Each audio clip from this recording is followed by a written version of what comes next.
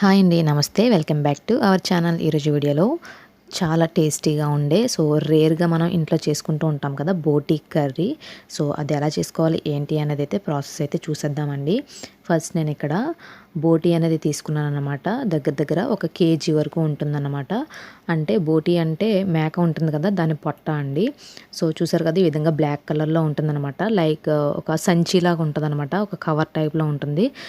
దాన్ని ఈ విధంగా వాటర్ వేసుకుని ఒక 10 నుంచి 15 నిమిషాల పాటు బాగా ఉడికించుకోవాలన్నమాట. అన్ని వైపులా ఉడికేలాగా ఈ విధంగా స్పూన్తో కానీ గరిటతో కానీ కలుపుకోవాలి. పక్కన చిన్న పీస్లా ఉంది కదా, దాన్ని అరల పొట్ట అంటారన్నమాట. అది లేయర్స్ లాగా ఉంటుందన్నమాట. చాలా లేయర్స్ ఉంటాయండి. ఈ పైన బ్లాక్ కలర్లో కనిపిస్తుంది కదా, ఇదంతా కూడా వేడిగా ఉన్నప్పుడే మనం పొట్టులా వచ్చేస్తుంది అనమాట. ఆ పొట్టు అంతా కూడా మనం తీసేసుకుని శుభ్రంగా వాష్ చేసుకోవాలి. ఫస్ట్ టైం మన వీడియో చూస్తున్నట్లయితే తప్పకుండా లైక్ చేయండి, వీడియోస్ని షేర్ చేయండి, సబ్స్క్రైబ్ చేయడం మర్చిపోకండి. పక్కనే గంట సింబల్ ఉంటుంది, గంట సింబల్ని యాక్టివేట్ చేసుకున్న తర్వాత ఆల్ అని ఉంటుంది, ఆల్ని కూడా క్లిక్ చేయండి. ఓకేనా. చూసారు కదా, ఒకవేళ మనం తీసుకున్న బోటీ అనేది ముద్రగా ఉంటే కనుక మినిమం మీరు ఒక అరగంట సేపు అయినా సరే ఉడికించుకోవాలన్నమాట. ఎంత బాగా ఉడికితే కనుక ఆ పైన బ్లాక్ కలర్లో ఉన్న పొట్టు అనేది అంత ఈజీగా వచ్చేస్తుంది. తర్వాత ఇక్కడ నేను చూపిస్తున్నాను పేగులండి. ఇక్కడ నేను చీపురు పుల్ల అనేది తీసుకున్నాను. దానికి ఈ విధంగా నేను ఈ విధంగా వేస్తున్నాను. ఇలా వేయడం వల్ల లోపల ఉన్న డస్ట్ అంతా కూడా మనకి బయట వచ్చేస్తుంది అనమాట. మనం తీసుకున్న పేగులన్నీ కూడా ఈ విధంగా మనం క్లీన్ చేసుకోవాలి. చాలామంది కర్రీ చేసుకుంటారు కానీ ఎలా క్లీన్ చేసుకోవాలో తెలియదు కదా. అలాంటి వాళ్ళ కోసం నేను క్లీనింగ్ ప్రాసెస్ కూడా చూపిస్తున్నాను. ఈ విధంగా మనం చీపురు పుల్ల దానికి గుచ్చిన తర్వాత పేగు అంతా కూడా ఈ విధంగా తీసేస్తే కనుక మనకి పేగు అనేది తిరగబడుతుంది అనమాట. దాని తర్వాత లోపల ఉన్న డస్ట్ అంతా కూడా మనం బయటికి ఈ విధంగా తీసేసుకోవచ్చు. ఇవి చేతి నుంచి జారుతూ ఉంటాయండి, అందుకని చెప్పి నేను నా వేళ్ళకి ఈ విధంగా రోల్ చేస్తున్నాను అనమాట. చాలా ఈజీ ప్రాసెస్లో మనం నీట్గా క్లీన్ చేసుకోవచ్చు. తర్వాత 2-3 సార్లు వాటర్లో వాష్ చేసుకుంటే సరిపోతుంది. కొద్దిగా ఉప్పు వేసుకుని కూడా వాష్ చేసుకుంటే జిగురు అనేది పోతుంది. తర్వాత నేను పొట్ట చూపిస్తున్నాను. ఇందాక మీరు స్టవ్ మీద ఉన్నప్పుడు చూసారు కదా. ఇప్పుడైతే నేను చూపిస్తున్నాను క్లియర్గా. దీన్ని పొట్ట అంటారనమాట.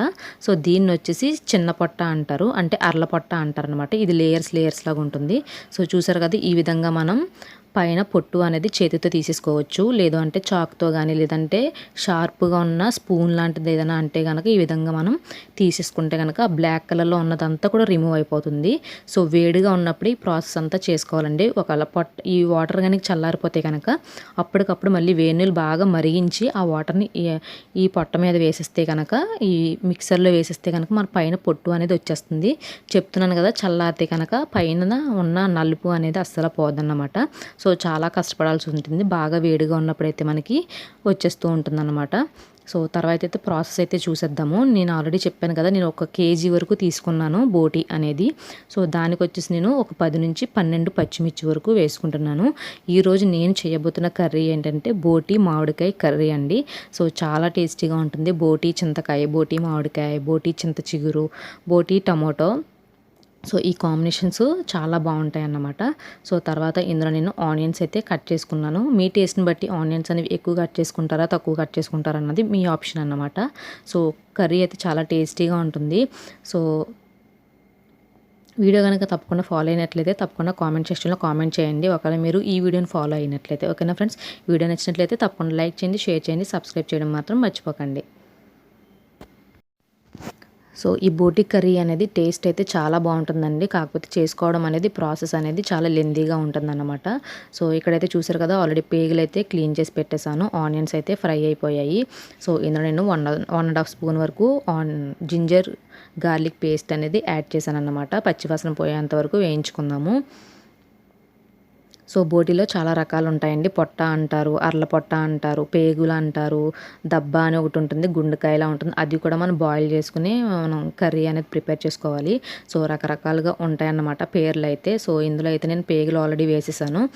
తర్వాత నేను పొట్టలు కూడా ఆ విధంగా నలుపు అనేది తీసేసిన తర్వాత బాగా వాష్ చేసేసుకున్న తర్వాత మనకు నచ్చిన సైజులో ఒకటి పీసెస్ కింద కట్ చేసుకోవాలి. వీలైనంత వరకు చిన్న పీసెస్ కట్ చేసుకుంటే ఇది మటన్కి సంబంధించింది కాబట్టి బాగా కుక్ అవ్వడానికి అవకాశం ఉంటుంది. చూసారు కదా, ఇక్కడ స్క్వేర్ పీసెస్ కింద మీకు కనిపిస్తున్నాయి కదా, చిన్న చిన్న ముక్కల కింద.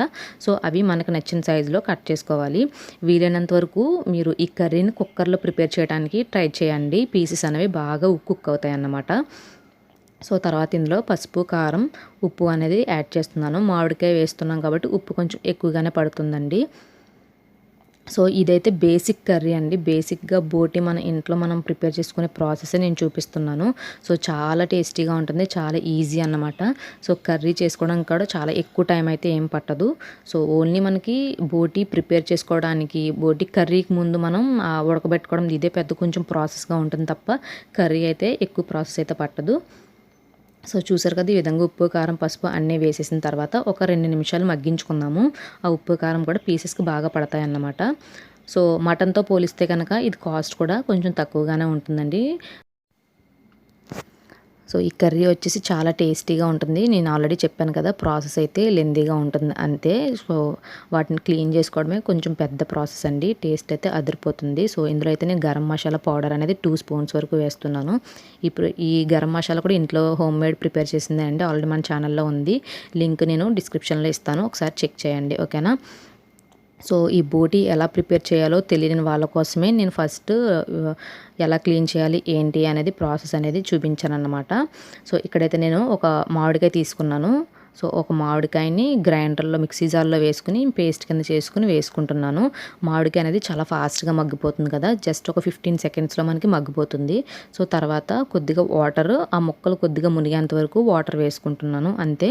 సో తర్వాత విజిల్స్ పెట్టేసుకుంటే మనకి ఒక 5 నుంచి 6 విజిల్స్ అనేవి వేయించేస్తే కనుక మనకి చక్కగా కుక్ అయిపోతుంది, కర్రీ అనేది రెడీ అయిపోతుంది అనమాట.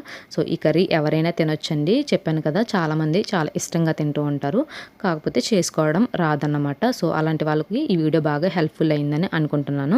ఈ వీడియో కనుక మీకు నచ్చినట్టయితే తప్పకుండా లైక్ చేయండి, మీ ఫ్రెండ్స్ అందరికీ షేర్ చేయండి, సబ్స్క్రైబ్ చేయడం మాత్రం మర్చిపోకండి, ఓకేనా.